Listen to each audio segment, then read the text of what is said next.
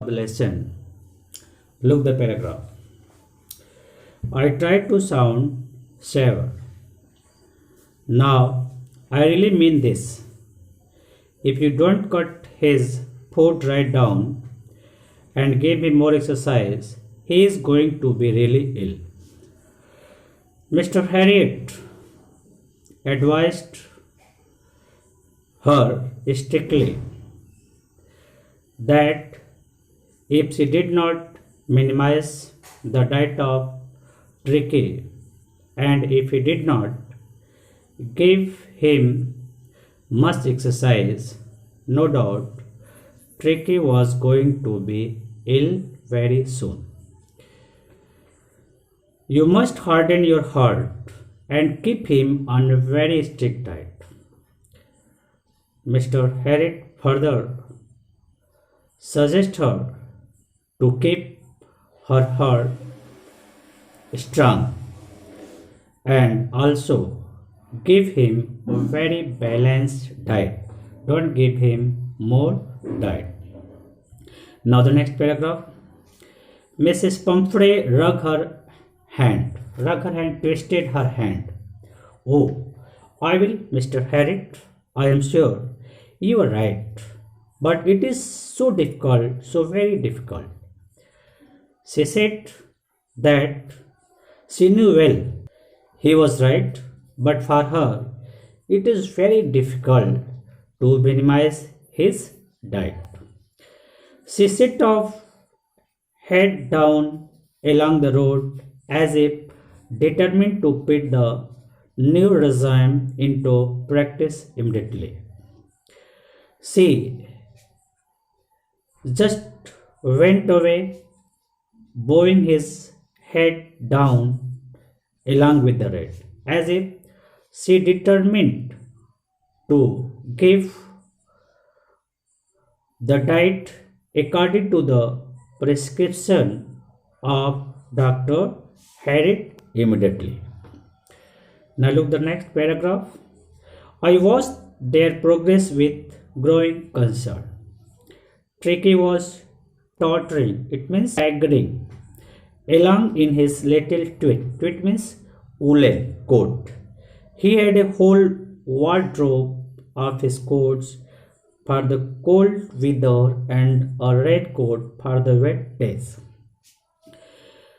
Mr. Harriet observed the dog very carefully with worried because Tricky was staggering along in his woolen coat. He had a whole wardrobe of his own. Mr. Harris said that Tricky had a almirah where all type of cloth has been kept. For example, different type of coat for cold season and raincoat for the rainy season. He struggled on, drooping in his harness. Tricky was suffering much. He just followed his mistress with his decorative dress. I thought it would not be long before I heard from Mrs. Pumphrey. When he separated from Tricky, Mr. Harriet confirmed that very soon Mrs. Pumphrey called him and told him about the condition of Tricky. Now look the next. The expected call came within a few days. Mrs. Pumphrey was distraught. Distraught means very sad. Dr. Harriet hoped the call came very quickly. And in her call, Mrs. Pumphrey was very sad. Why? Because Tricky would eat nothing, refused even his favorite dishes, and besides, he had bout of vomiting. The reason that Tricky did not eat. He refused to eat all his favorite dishes And except this, he continually started to omit. That is the main problem. He spent all his time lying on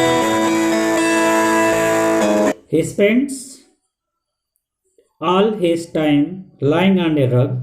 He continually lying on a carpet, panting, gasping. Did not want to go for a walk, did not want to do anything. He did not want to walk and he did not want to do anything. He just liked to sleep and lying on the carpet. Now look the next. I had made my plans in advance. The only way was to get Ricky out of the house for a period. I suggested that he be hospitalized for about a fortnight to be kept under observation. Mr. Harriet made a plan in advance. So he advised to Mrs. Pumphrey that Tricky must keep out of the house for a period. He also suggested her that Tricky must be hospitalized for 15 days and he must be kept under his observation, where he continually observed and gave him right prescription. The poor lady almost shone. Shone means unconscious. To hear that Tricky was separate from her, the lady is just being unconscious. She was sure he would pine and die if he did not see her every day. Mrs. Pumphrey knew well that the dog would die if she did not meet him every day. But I took a firm line. Tricky was very ill, and this was the only way to save him. In fact, I thought it best to take him without delay, and followed by Mrs. Pumphrey's wailing. Wailing is crying. Dr. Harriet said strictly that Tricky was very ill and the only way to save him, he must be hospitalized without any delay. And Mrs. Pumphrey just followed him, crying. I marched out to the car carrying the little dog wrapped in a blanket. He just came out from his house and moved toward the car, wrapped the little dog in a blanket. When he started to come out at that moment, now look the paragraph. The entire staff was roused and made rushed in and out, bringing his day bed, his night bed, favorite cushions, toys, and rubber rings, breakfast bowl, lunch bowl, supper bowl. At that moment, whole staff awake, and the lady servants just rushed in to bring out all the necessary object of Tricky. For example, his bed, his night bed, his favorite cushions, his toys, rubber rings, breakfast bowl, lunch bowl, supper bowl, and so many. Realizing that my car would never hold all the stuff. Stuff means things. Mr. had realized that there was no more place to keep all the things in his car. I started to drive away as I moved off. He just decided to drive away from that place.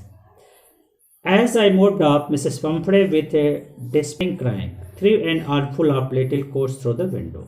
As he moved off, Mrs. Pumphrey just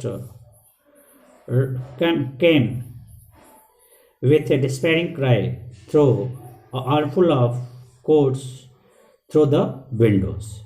I looked at mirror before I turned the corner to drive. Everybody was still there. When Mr. Pumphrey turned the car in the corner, he observed the people who were there. Everybody was in tears. Everybody was in sad. Out on the road, I glanced down at the pathetic little animal gasping on the seat by my side. On the road, Mr. Harriet just observed the dog sympathetically. He found that dog took long breathing beside his